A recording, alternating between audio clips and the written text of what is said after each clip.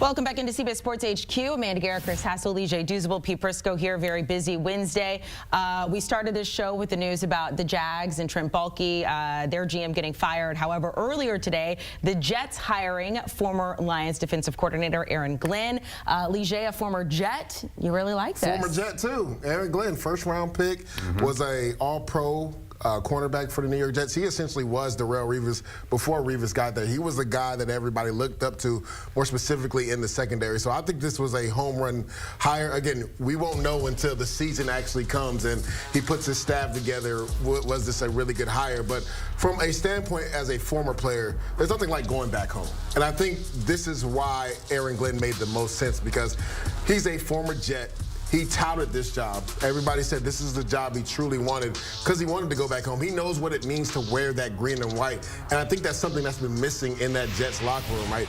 The tenacity he played with. Me and Pete talked about this earlier. He's an undersized corner, so he's very feisty and grimy, and I think he needs to bring some of that attitude to the New York Jets. When you go into the front office building, he has a big picture there. So, like, it lets you know what it means for Aaron Glenn to get this job. So right now, home run out of the park. We'll see what the rest of the staff looks like. Yeah, and I think he is that guy that can stand up and command the room. I mean, he's a former player. They will respect him for that. But more than that, he learned from Dan Campbell what it takes. He's also, Bill Parcells was one of his coaches back in the day, so he knows what it takes to have some discipline and authority inside that locker room.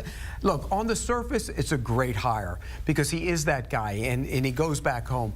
But again, and you're going to fix this, but if you don't fix the quarterback position, 3 years from now, it's not going to be a good hire. That's the reality of the NFL. Yeah, it's a four-step plan, according to Leger, to help fix this roster, and obviously it has to start with something in the front office who's going to be the one making a lot of those decisions because they hired their head coach before their GM. I think there's something to be added, and people aren't talking about this. Aaron Glenn also has a background as a scout. He started in scouting before being in a head coach. So Lance Newmark is a guy that worked with Aaron Glenn. He was in Detroit for over 20 years before he became the #2 to Adam Peters at the Washington Commanders. So not only was he there for the bottom of the barrel Lions, he was there to help uplift it as well. So talking about a guy that was in the process of building a team from the bottom to the top. And then the job he did with Adam Peters this year with the Washington Commanders, flipping that team around in less than 1 year, and has them in the NFC Championship game.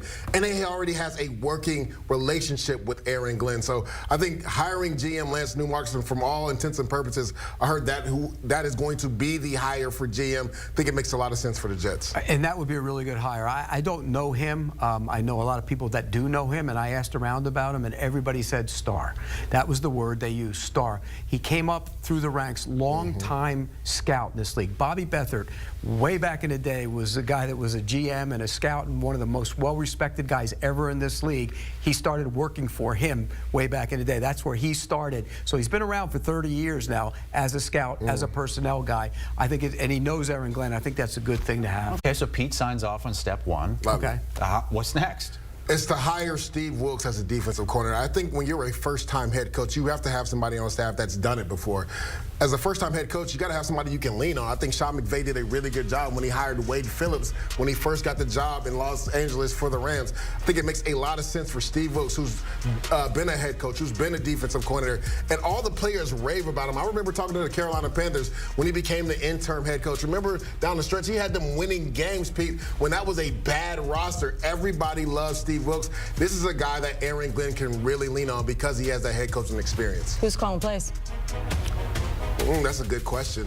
This could be, I would actually let Steve Wilks call plays because like you talked about, sometimes just because you can do it as a defensive coordinator, offensive coordinator, doesn't mean you should, because there's so much other things you have to do as a head coach in regards to knowing down the distance, knowing when to use timeouts and other things that are going to be on your plate. If you hire your staff and you trust them, and Steve Wilks has that experience, let him call the plays and let Aaron Glenn just be the head coach. It's kind of funny, Steve Wilks, when he was in Arizona, that was a disaster with the owner there. Now he's going to go to another team that has an owner who's been like a big-time disaster, so he's going to have to deal with that again. But Steve Wilks is a really good football coach and probably doesn't get the due he deserves for being that good a coach. That would be a great hire for them. And you see they're hiring Josh McCown as the OC. Let's go to step 3. Thumbs up from Pete on that one. But step 3, we got to get to it because this is going to be the one that makes the biggest splash here. And that has to do with your quarterback. You mean step 4? Because step 3 was step 2 was the offensive coordinator, Josh McCown. I can be like believer in this plan anymore. Over here. So step 3, is move on from Aaron Rodgers. And I say that I think sometimes you have to start anew when you're coming in as a new head coach, new GM, you're trying to build a new culture. Sometimes you just have to start over. The experiment lasted 2 years. It didn't work. It's time to move forward. I think that Tyrod Taylor would be a really good bridge quarterback for the New York Jets. Plus, he's already under contract for next year. So I think the Jets need to get that money off the books, move forward without Aaron Rodgers, with the GM and then also Aaron Glenn come together with a plan to make Tyrod the bridge quarterback. And we're going to talk about what they should do in the future in regards to having a future franchise quarterback. Yeah, I don't necessarily agree with that because I don't think Tyrod Taylor is good enough to be your bridge quarterback. I think he's a backup quarterback in this league. So most what bridge quarterbacks are backup quarterbacks. What, you're going to play him the whole year then? Most of the year, depending on if the young guy's Aaron ready. Glenn's already in the negative pool to start his career. I mean, but where is he going to go, though? Where do you get a quarterback? That's the question. Which leads us to step 4. Huh? Which leads me to step 4. Well, I wouldn't get rid of Rodgers if he wants to. At the end of the year, Rodgers actually played good football. He did. Over the course of the final The last couple of weeks he did. He did play good football. So I think he was finally back healthy again. I don't think he was ever healthy during the early part of the season. Bring him back. And then if you want to draft a guy, you draft a guy. Tyrod Taylor? I mean, have you seen Sam Darnold? What are you going to do? You going to bring Sam Darnold back? No, I'm saying Tyrod Taylor's history as a bridge quarterback is really what are you going to do? Baker Mayfield, Justin Herbert.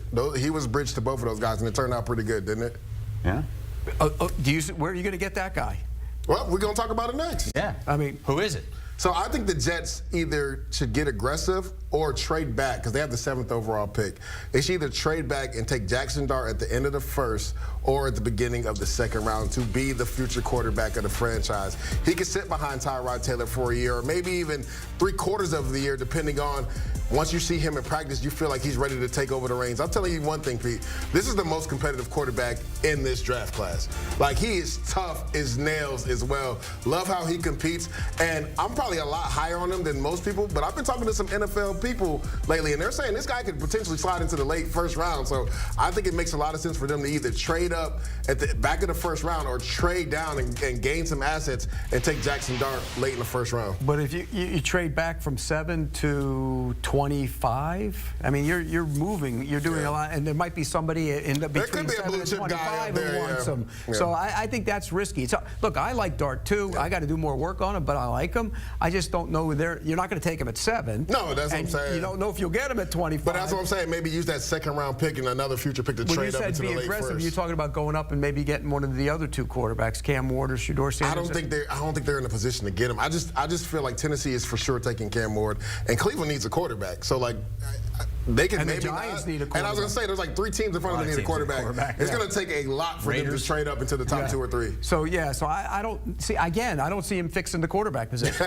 So I feel bad for Aaron Glenn. It's great. Get your first job, go home and everything. But if you don't fix it, if he doesn't fix the quarterback position, 3 years from now, there will be a new coach in New York. That's the reality of it. All right, Pete Prisco and Leger Douzable with us here on HQ Spotlight on another big day of news in the NFL. The big game is coming up 6:30 Eastern Time. Bills, Chiefs, AFC Championship. Paramount Plus is where you can stream it. CBS is where you can watch it.